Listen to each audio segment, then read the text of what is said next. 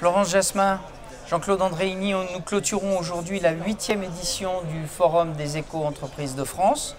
Qu'est-ce que vous pouvez nous dire en mots de conclusion ou de faits remarquables de la journée?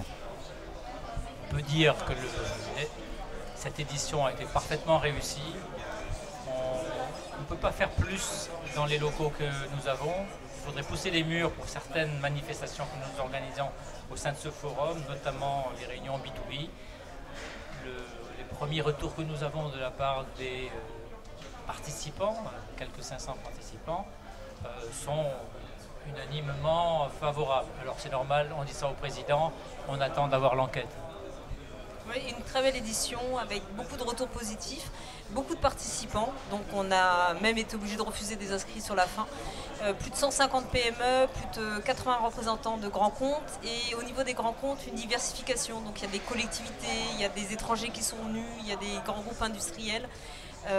Et vraiment et sur des thématiques très différentes, aussi bien des services achats, des services environnement, direction développement durable. Donc très complémentaire. Au niveau des entreprises aussi, tous les secteurs étaient très bien représentés. Et la difficulté là, ça a été de faire tenir tous les rendez-vous qui avaient été acceptés dans les plannings des uns et des autres. Donc on a passé beaucoup de temps à caler tout ça.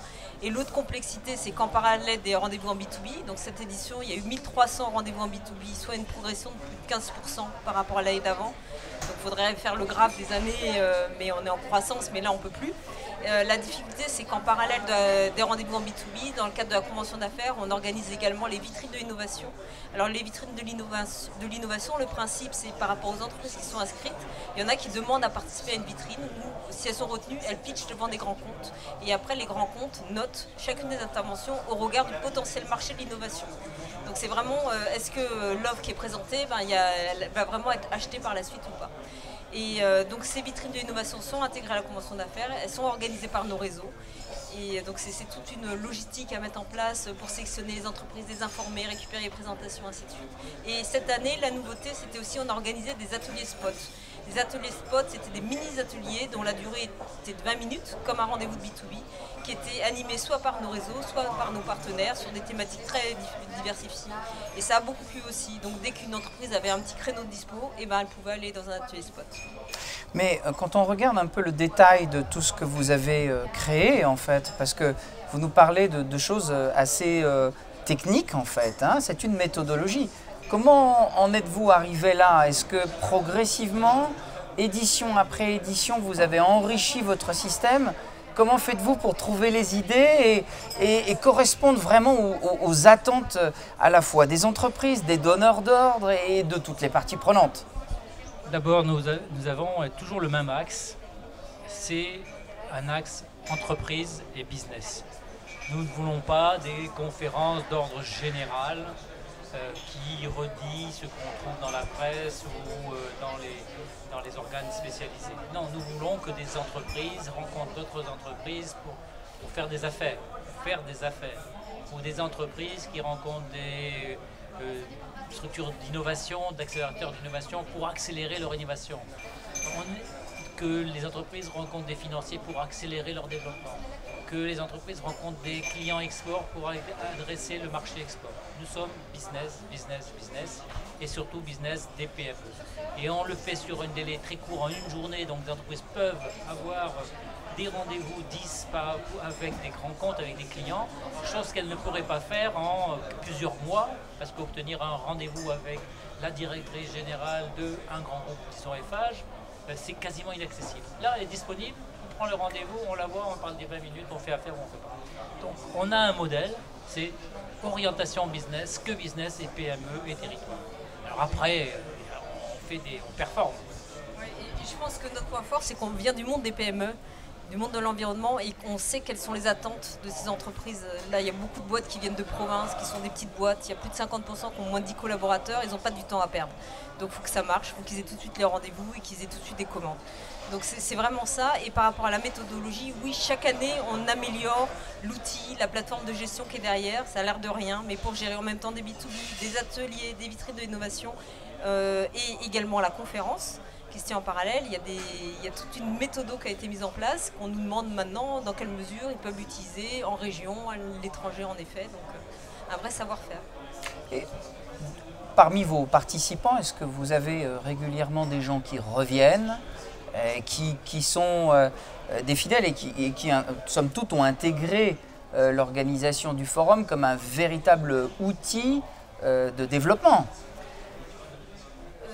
Alors par rapport aux gens qui reviennent, suite aux enquêtes de satisfaction, on a plus de 95% de satisfaits.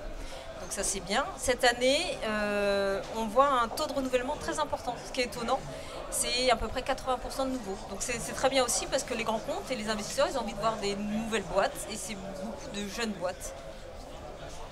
Ce qui est intéressant, c'est que cette réunion du forum nous donne aussi les orientations du marché. L'année dernière, nous avions beaucoup d'entreprises des énergies renouvelables parce que la loi de transition énergétique et écologique était au devant de la scène, que le monde était en train de basculer, il y avait les conférences climat, etc. Et sans qu'on le provoque, aujourd'hui, ça a été essentiellement les entreprises de l'économie circulaire. Et on a découvert que le marché de l'environnement aujourd'hui avait pour tête de gondole l'économie circulaire. Donc c'est aussi un endroit où l'on pressent l'évolution du marché. Quand le marché par exemple du solaire ou de l'énergie renouvelable devient mature et qu'il est à parité marché, comme c'est le cas actuellement, on est plus avec des sociétés matures et moins dans les startups. Et le marché de l'économie circulaire est en train d'exploser. Et là, on voit une agitation entrepreneuriale. Et les entreprises qui viennent sont de nouvelles sur un secteur qu'on n'attendait pas. On ne sait pas qu'est-ce que sera l'année prochaine. Parce que c'est la demande des entreprises qui dicte nos rendez-vous. Donc c'est très orienté marché. Et là, marché en amont du marché de demain, des marchés matures de demain. La difficulté, c'est faire l'adéquation entre les entreprises, les grands comptes.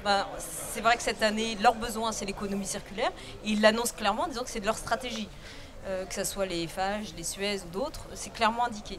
Et de l'autre côté, il faut aussi qu'il y ait l'offre, qu'il y ait les entreprises qui soient là. Et ce qu'on a aussi vu cette année, c'est par exemple les entreprises de l'eau. Avant, ça affichait qu'entreprise de l'eau. Maintenant, ça affiche eau, économie circulaire. Pareil pour l'efficacité énergétique. C'est pas que le monde des déchets, ça se traduit dans tous les autres secteurs. Nous disions à propos du fait structurant que représente le forum, vous avez choisi de faire ici au ministère de l'économie et des finances. C'est sans doute pour répondre à un besoin aussi d'articuler tout ce secteur économique avec une certaine conscience politique, ou du moins prioriser dans le ministère de l'économie et des finances, au moins des axes et des priorités. Qu'en est-il précisément? C'est vrai qu'on est en période électorale, mais si on parle au plus long terme. Soyons très pragmatiques, encore une fois.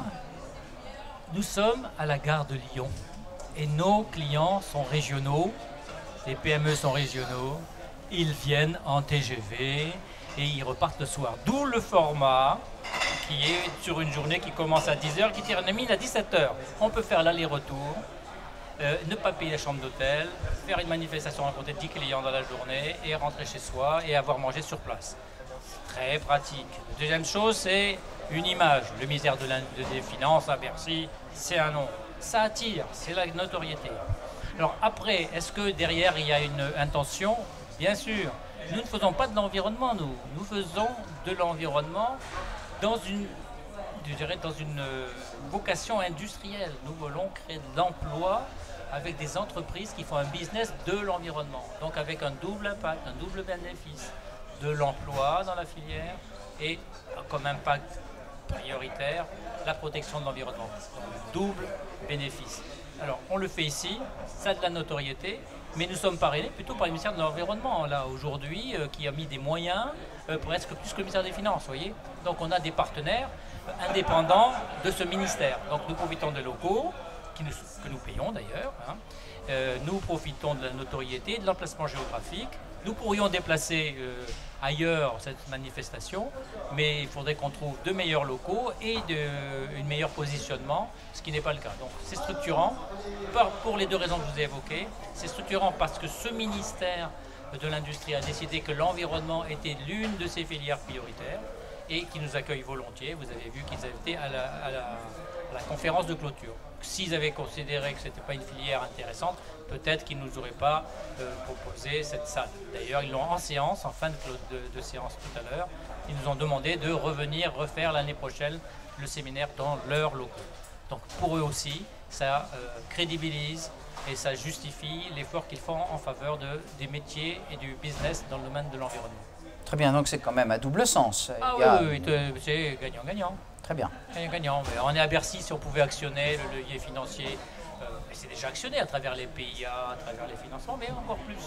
Encore plus.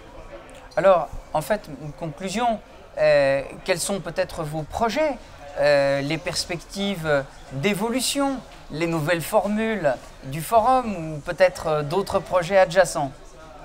À réfléchir, on veut réfléchir sur les thématiques des vitrines, donc on va lancer un groupe de travail sur ce sujet-là. On voudrait qu'il y ait encore plus de grands comptes, que la filière de la chimie soit plus représentée, la mobilité également, mais bon, difficile de couvrir tous les secteurs, il faut qu'on reste bon aussi, donc, mais on veut continuer à ce que ce soit un événement réussi, performant, efficace.